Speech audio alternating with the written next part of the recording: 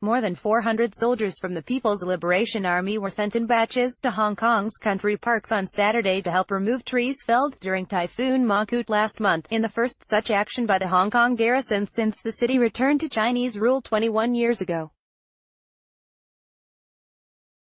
A garrison spokesman said the Hong Kong government had not asked for help but it was done out of public interest, according to broadcaster TVB. The soldiers joined staff from Beijing's Office of the Foreign Ministry's Commissioner in Hong Kong and more than 700 employees of state-owned enterprises to clean up along the McLeod Trail, under the coordination of the Central Government Liaison Office, the report said. It was the first time troops were seen taking part in post-typhoon cleanup work in Hong Kong. Monster storm Mangkhut battered the city on September 16, with the highest typhoon signal, number 10, issued for 10 hours. Public transport, services and businesses were paralyzed for about 2 days. The authorities received more than 46,000 reports of fallen trees, many of which remained uncleared. The PLA garrison maintains a low profile with soldiers confined to the 23 barracks in Hong Kong. Open days are held at military sites each year to mark the handover in 1997, giving the public a brief look at the armed forces.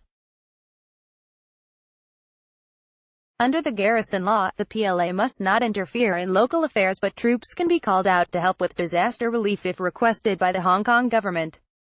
The central government would have to approve the request and the troops would have to return to barracks immediately upon completion of the tasks.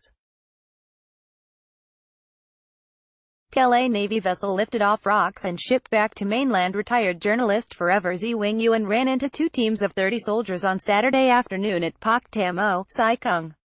Zi said they wore uniforms but he was not sure if they had PLA badges. They were carrying saws and shovels, and seemed to be resting after clearing branches of uprooted trees, Zi said. They were very quiet and looked calmly cautious, not even talking to each other, but I noticed they were sitting side by side in teams.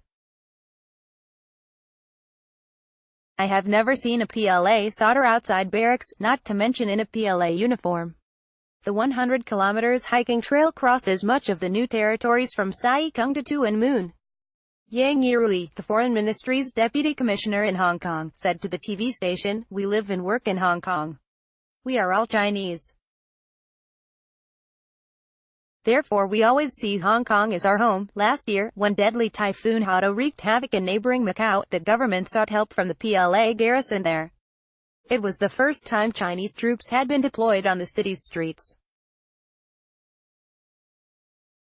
Chinese army looks at letting soldiers wear uniforms on streets of Hong Kong. Military expert Leung Kwok Leung said it was legally sound for the garrison in Hong Kong to volunteer in the public interest, but the liaison office and government could have done better in telling the public.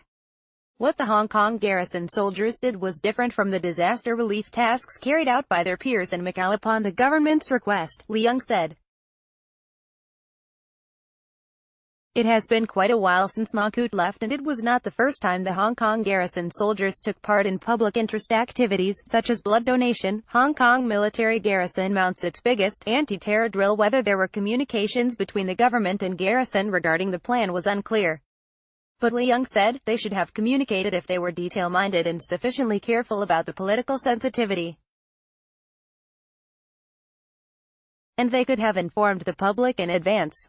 As of August, soldiers in Hong Kong had taken part in annual tree planting activities 18 times and donated blood 20 times, according to Xinhua.